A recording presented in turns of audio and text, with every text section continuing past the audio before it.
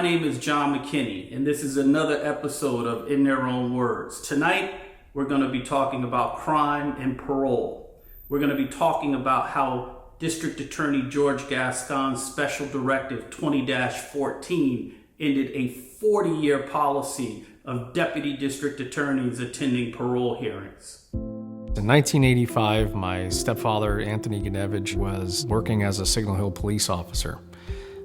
On that particular night, he and his partner went out to dinner after shift to a restaurant called Charlie Brown's right outside Signal Hill. Tony was assigned to the swing shift with an officer, Steve Owens. Steve drove into the parking lot and looked up and saw a group of these males standing there. And we'd had a series of takeover robberies in dinner houses in the Los Angeles area. So we were all kind of aware of what was going on. And as he's walking into the restaurant, they ran over and grabbed him. Owens was able to break free from the suspects and enter the restaurant calling for help. My dad came out of the restaurant to see what the commotion was about, was briefed by Owens, and they both went back outside. And Tony went out, and in the parking lot, they fired at Tony, exchanged a gunfire, and Tony was shot and paralyzed. Even at 11 years old, a late night, early morning phone call was generally not a good phone call.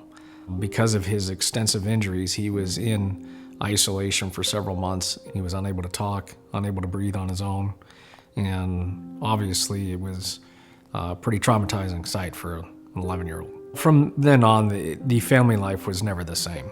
It became very difficult. A lot of, obviously, a trauma like that can really impact a marriage.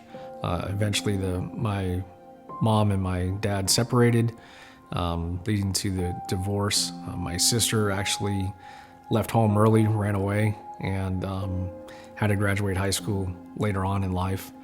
Myself, I became pretty much a caregiver to my dad and to my brother. And so after many years of that, once I graduated high school, I also left. And unfortunately, my brother was the only one left behind to be a caregiver to Dad.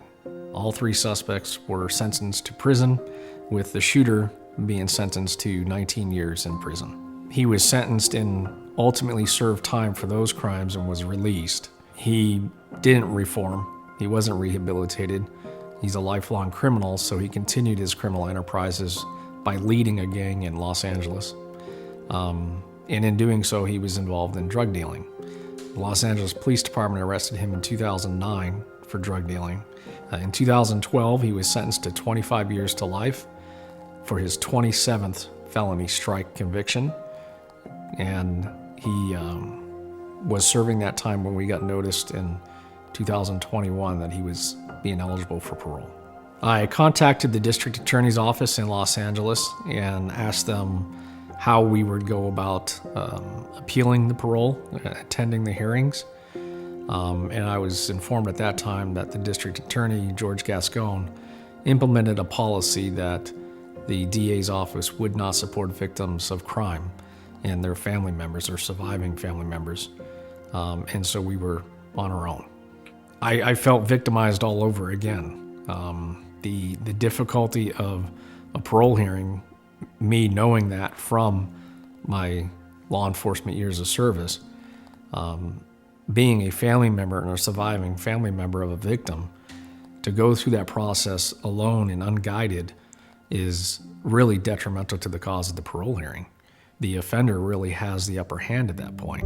I got a call at work from a captain that I know from Signal Hill Police Department, and he told me about a sad situation where there was a Signal Hill police officer who was shot back in 1985, and there was a parole hearing coming up for the shooter, and that the family of the victim officer needed help.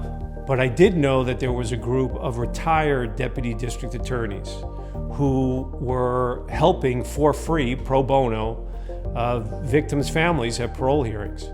So I got Signal Hill in touch with Judy Reef and Ann Ingalls, and they wound up helping the family of that officer, one of whom happened to be a chief of police, a current chief of police, John Peters. Since Gascon was elected, I have been acting as a victim's representative to help people that need help at hearings because the office is no longer attending or helping victims at all. So they feel left stranded, and I try to help them. So many victims and victims next of kin come into these proceedings having no idea how they work.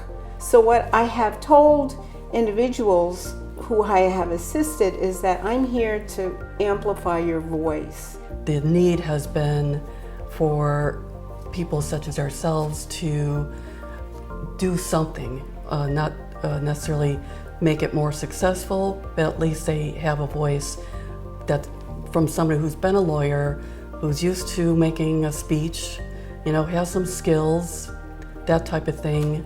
What galls me personally is that a victim's right to be present and participate at the parole hearings is a right guaranteed by the California Constitution. And the California Supreme Court has recognized that due process, the right to a fair proceeding, requires that a victim and a victim's next of kin have the opportunity to speak meaningfully. There can be no meaningful participation if you're operating in an information vacuum. 20, 25, 30 years after the crime, they are still suffering the emotional trauma and turmoil. If it wasn't for the help of retired Deputy DA Judy Rife, I'm sure that Mr. Fleming would have been paroled into the county and city of Los Angeles, and at this point would probably already be reoffending. At the conclusion of the hearing, he was denied parole, which was the right thing to happen because he had not demonstrated that he no longer posed a risk of harm to the community if he was released. It was a 3-year denial, which really isn't 3 years. It's more like a year and a half. So he will come up in a year and a half. And the family will have to go through this process again. For my whole career, I've dealt with victims and their families, especially in violent crimes and homicides. And the turmoil that they go through, it changes their life forever. Not everybody should be allowed on parole. There are some very bad people in this world who belong in prison, who need to stay in prison for their sentence. And that's why we have a parole board, and that's why we have systems to do that. District Attorney Gascon's policy on not representing victims is extremely detrimental to the safety of Los Angeles County and the state of California. Parolees, when they're released, they don't just stay in Los Angeles County, they can travel throughout the state. And by him having a policy where the district attorney's office does not represent victims of crime and their surviving victim family members, it is extremely detrimental to the public safety.